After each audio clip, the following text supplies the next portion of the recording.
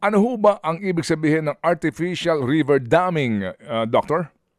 Okay. So yung artificial river damming po, so ang konteksto lang po nito, bigyan natin muna ng konteksto. Nagkaroon ng magnitude 7 point earthquake noong June 8 doon sa offshore Sarangani at naapektuhan po yung apat na mga probinsya. So yung apat na probinsya po na to ng Region 11 at Region 12, ito po yung Davao del Sur, Davao Occidental, South Cotabato at Sarangani.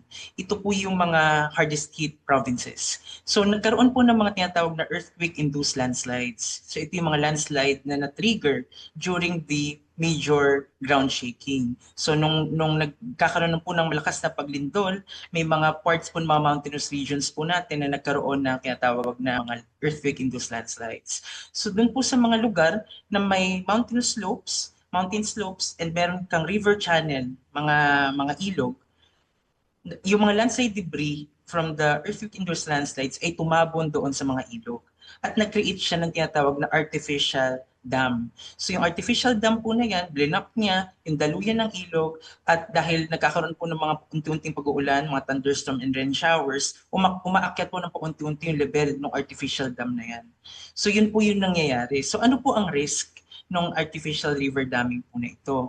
Kapag na-breach po, ibig sabihin, unstable pa po yung mga landslide debris. Kapag na-breach yung artificial dam, pwede pong magkaroon ng flash flood or debris flow sa mga nearby communities o sa mga communities sa downstream ng ilog na yon or doon sa adjacent communities doon sa mga river channels. Okay, so sa wikang Filipino po, simply said, nagkaroon ng artificial na imbakan ng tubig sa kabundukan. Tama po yun. Opo. Ngayon, ito pong artificial na imbakan ng tubig na ito, dahil po sa ito po ay naging artificial lamang, ano ha? Kumbaga sa nature, hindi ito yung mga matitibay. Sa kapag po nagkaroon ng malakas na ulan o kahit na po mga pagyanig na hindi kalakasan, posibleng ito ay maipunan ng tubig, bumigay at ito'y magdudulot ng na naman flash flood o maging pagdaloy ng putik mula sa kabundukan po, Doktor. Tama po yun. So yun po yung tinitignan po natin. Ang tawag po namin dyan ay cascading hazard. So meron kang main hazard, which is yung earthquake-induced landslide, yun po yung nangyari ng lindol. At meron ka pa pong mga hazard na secondary or residual threats. So yun po yung mahalagang tignan natin kasi yung paglindol po, hindi naman siya tumigil. Ibig sabihin, marami pang aftershocks na nangyayari.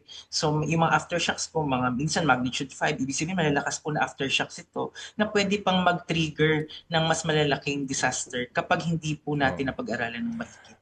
Mga kapatid, patuloy po kayong tumutok sa 105.9 True FM para sa totoong balita, informasyon, music and entertainment. Mag-subscribe sa aming YouTube channel at podcast at sundan nyo kami sa Facebook, Instagram, X at TikTok sa True Network PH. Bisitahin din po ang aming official website, truefm.ph. At panoorin din kami sa True TV Signal, Channel 19. Kami po ang 105.9 True FM.